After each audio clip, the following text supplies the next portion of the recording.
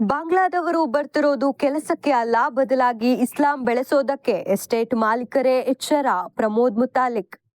ಕಾಫಿನಾಡಿನಲ್ಲಿ ಸಾವಿರಾರು ಜನ ಅಕ್ರಮ ಬಾಂಗ್ಲಾ ನುಸುಳುಕೋರರಿದ್ದಾರೆ. ಎಲ್ಲರೂ ಅಸ್ಸಾಂ, ಕೋಲ್ಕತ್ತಾ ಹೆಸರಿನಲ್ಲಿ ನಕಲಿ ದಾಖಲೆಗಳಿಂದ ಬಂದವರು. ಅವರ ದಾಖಲೆಗಳನ್ನ ಅಲ್ಲಿಗೆ ಕಳಿಸಿ ಪರಿಶೀಲಿಸಿ ಈ ಕುರಿತು ಸಮಗ್ರ ತನಿಖೆಯಾಗಬೇಕು ಎಂದು ಶ್ರೀರಾಮ ಸೇನೆಯ ಸಂಸ್ಥಾಪಕ ಹಾಗೂ ರಾಷ್ಟ್ರೀಯ ಅಧ್ಯಕ್ಷ ಪ್ರಮೋದ್ ಮುತಾಲಿಕ್ ಹೇಳಿದ್ದಾರೆ. ಮೂಡಿಗೆರೆಯಲ್ಲಿ ಸುದ್ದಿಗೋಷ್ಠಿ ನಡೆಸಿ ಮಾತನಾಡಿದ ಪ್ರಮೋದ್ ಮುತಾಲಿಕ್, ಹಾಸನದ ಓರ್ವ ಮಹಿಳೆ 22 ಜನ ಬಾಂಗ್ಲಾದವರಿಗೆ ಡಾಕ್ಯುಮೆಂಟ್ ಮಾಡಿ ಕೊಟ್ಟಿದ್ದಾಳೆ. ಎಸ್ಟೇಟ್ ಮಾಲೀಕರೇ ಎಚ್ಚರ. ಅವರು ಬರ್ತಿರೋದು ಕೆಲಸಕ್ಕೆ ಅಲ್ಲ, ಇಸ್ಲಾಂ ಬೆಳೆಸೋದಕ್ಕೆ ಬರ್ತಿರೋದು ಎಂದು ಎಚ್ಚರಿಸಿದ್ದಾರೆ. 15 ವರ್ಷದ ಬಾಲಕಿಯನ್ನ ಕರೆದೊಯ್ದು ಆ ಬಾಲಕಿಗೆ ಗೋಮಾಂಸ ತಿನ್ನಿಸಿ ಅಪ್ರಾಪ್ತೆ ಮೇಲೆ ಬಲವಂತವಾಗಿ ಲೈಂಗಿಕ ಕ್ರಿಯೆ ನಡೆಸಿ ಮದುವೆ ಮಾಡಿದ್ದಾರೆ. ಆ ಮೂಲಕ ಮತಾಂತರ ಮಾಡಲಾಗಿದೆ. ಇಂತಹ ಕ್ರೌರ್ಯ ತೋರಿದ ಆತ ಜೈಲಿನಲ್ಲೇ ಬಿದ್ದು ಕೊಳೆತು ಸಾಯಬೇಕು. ಯಾವ ವಕೀಲರು ಆತನಿಗೆ ಜಾಮೀನು ಕೊಡಿಸಲು ಮುಂದೆ ಬರಬಾರದು. ಯಾರಾದರೂ ವಕೀಲರು ಜಾಮೀನು ಕೊಡಲು ಬಂದರೆ ನಿಮ್ಮ ಮನೆ ಮಕ್ಕಳಿಗೆ ಹೀಗೆ ಮಾಡಿದ್ರೆ ಜಾಮೀನು ಕೊಡಿಸ್ತಿದ್ರಾ ಅಂತ ನಾನೇ ಕೇಳ್ತೀನಿ.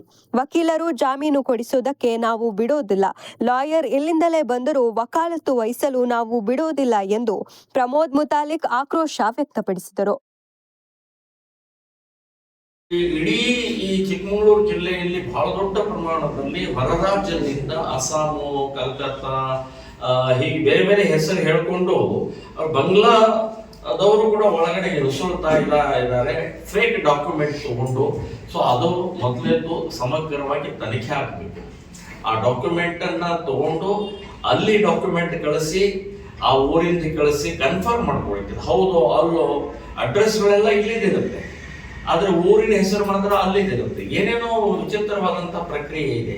ಇತ್ತೀಚೆಗೆ ಸುಮಾರು ಒಂದು 6 ಅಥವಾ 1 ವರ್ಷ ಆಯ್ತು ಏನೋ, ಈ ಇದರಲ್ಲಿ ಹಾಸನದಲ್ಲಿ ಒಬ್ಬ ಮಹಿಳೆ ಈ ID ಮಾಡಿಕೊಡುವಂತ ಆ ಡಿಪಾರ್ಟ್ಮೆಂಟ್ ಇದ್ದ ಮಹಿಳೆ ಸುಮಾರು 22 ಬಾಂಗ್ಲಾದೇಶಿಗರಿಗೆ ಆ ಡಾಕ್ಯುಮೆಂಟ್ ಮಾಡಿಕೊಟ್ಟಿದ್ದಾಳೆ, ಆಧಾರ್ ಕಾರ್ಡ್ ಮಾಡಿಕೊಟ್ಟಿದ್ದಾಳೆ.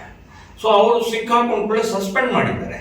ಇದು ಸಾಕಾಗಲ್ವಾ? ಇದು ನಿಮ್ಗೆ ಗೊತ್ತಾಗಲ್ವಾ? ಇದು ಮಾಡ್ತಾ ಇದ್ದಾರೆ, ಇದೇ ನಡೀತಾ ಇದೆ ಅಂತ ಅನ್ನುವಂಥದ್ದು ಜಿಲ್ಲಾಧಿಕಾರಿಗಳಿಗೆ ಅಥವಾ ಪೊಲೀಸ್ ಇಲಾಖೆಗೆ ಗೊತ್ತಾಗ್ತಾ ಇಲ್ವಾ ಇದು? ಸೊ ಇದು 100ಕ್ಕೆ 100 ಅವ್ರು ಬರ್ತಾ ಇರೋದು ಕಾರ್ಮಿಕರ ಕೆಲಸಕ್ಕಲ್ಲ, ನಿಮ್ಮ ಉದ್ಧಾರಕ್ಕಲ್ಲ. ಎಸ್ಟೇಟ್ ಮಾಲೀಕರು ಹಿಂದೂಗಳಿಗೆ ನಾನು ಹೇಳ್ತಾ ಇದ್ದೀನಿ. ಸೊ ಇದರ ಸಂಬಂಧಪಟ್ಟಾಗ ಬಹಳ ಎಚ್ಚರಿಕೆಯಿಂದ ಇರಬೇಕು ಅಂತ ಅನ್ನುವಂಥದ್ದು ನಾನು ಹೇಳ್ತಾ ಇದ್ದೀನಿ. ಇನ್ನು ಈ ಘಟನೆಗೆ ಸಂಬಂಧಪಟ್ಟಂತ ಯಾವುದು ಈಗ ಮೊನ್ನೆ ಮಧ್ಯಪ್ರದೇಶ ಮತ್ತು ಅಸ್ಸಾಂನ ಸಂಬಂಧಪಟ್ಟಂತ ಘಟನೆಗೆ ಯಾವುದೇ ವಕಾಲತ್ತ